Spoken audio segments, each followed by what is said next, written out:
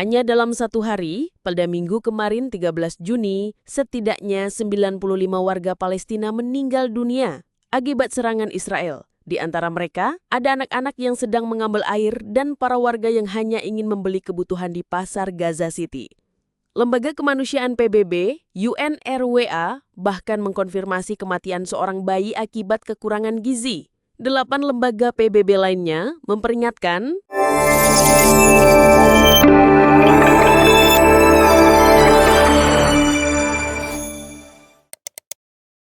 Sahabat Katolik terkini, bayangkan sejenak seorang anak kecil berjalan menenteng jarigen kosong, menelusuri puing-puing kota hanya untuk mencari setetes air bersih. Di sisi lain, seorang ibu memangku bayinya yang semakin lemah karena tak ada makanan, tak ada obat. Dan kini, bahkan harapan pun nyaris tak tersisa. Ini bukan kisah fiksi, ini kenyataan hari ini di Gaza.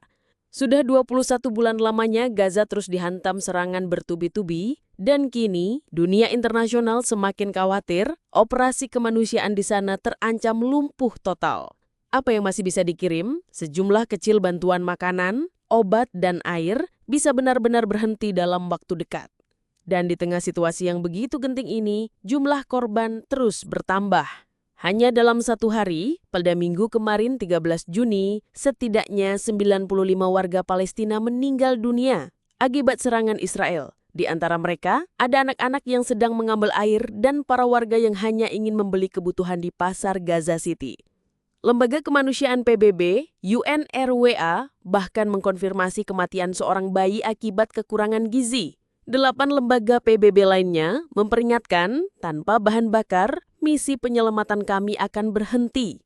Hingga hari ini, Kementerian Kesehatan Gaza mencatat lebih dari 58.000 kematian dan 138.000 korban luka sejak perang ini dimulai pada 7 Oktober 2023. Dan angka itu masih terus bertambah. Militer Israel dikabarkan terus meningkatkan serangan udaranya. Hanya dalam 24 jam terakhir, ada lebih dari 100 serangan udara baru, dan operasi darat masih terus berlangsung, terutama di bagian utara Gaza.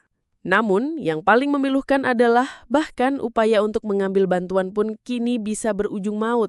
Di Rafah, 2 warga tewas ketika mencoba mengakses pusat bantuan pada hari Minggu kemarin. Mereka hanya ingin bertahan hidup, namun menjadi korban terbaru setelah lembaga bantuan internasional diblokir dan digantikan oleh Yayasan Kemanusiaan Gaza yang didukung oleh Amerika Serikat dan Israel.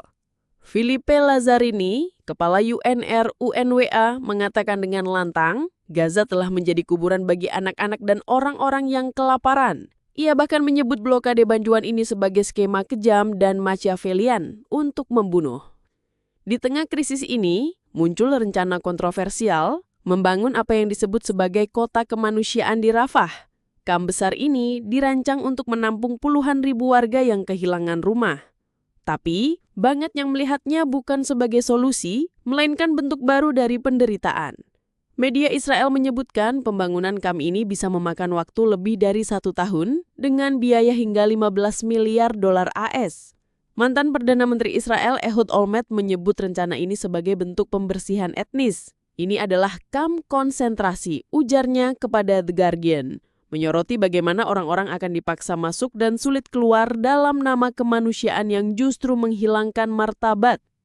Pemimpin oposisi Israel, Yair Lapid pun menyatakan, rencana ini berisiko menimbulkan kerusakan moral yang tak bisa diperbaiki. Berbagai kelompok hak asasi manusia dan pejabat PBB pun angkat suara. Mereka memperingatkan bahwa kota ini bisa menjadi penjara terbuka, di mana warga Palestina dipenjara tanpa proses hukum dan tanpa pilihan. Infrastruktur bantuan yang seharusnya menjadi jembatan kasih malah digunakan sebagai alat kontrol. Apakah ini bisa dibenarkan oleh hukum internasional? Apakah ini masih bisa disebut sebagai tindakan kemanusiaan? Banyak yang ragu, bahkan menjerit tidak.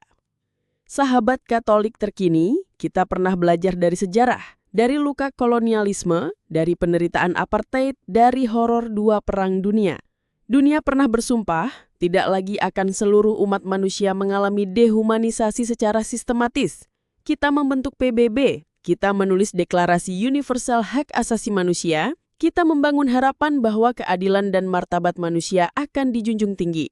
Tapi hari ini, di Gaza, janji-janji itu retak, bahkan bisa dikatakan dikhianati. Di tengah semua ini, kita sebagai umat Katolik tidak bisa berpaling. Gereja mengajarkan bahwa setiap manusia, tak peduli bangsa, agama, atau suku, diciptakan segambar dan serupa dengan Allah. Itulah sebabnya, martabat manusia tidak bisa ditawar.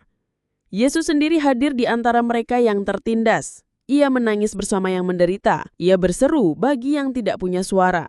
Maka hari ini pun kita diajak untuk tidak tinggal diam. Mungkin kita tak bisa hadir langsung di Gaza, tapi kita bisa mendoakan, menyuarakan, dan menolak untuk melupakan. Mari kita satukan hati. Untuk anak-anak yang kehilangan ibu, untuk ibu-ibu yang kehilangan harapan, untuk setiap nyawa yang terluka dan menjerit dalam diam. Karena di hadapan Allah, setiap nyawa berharga.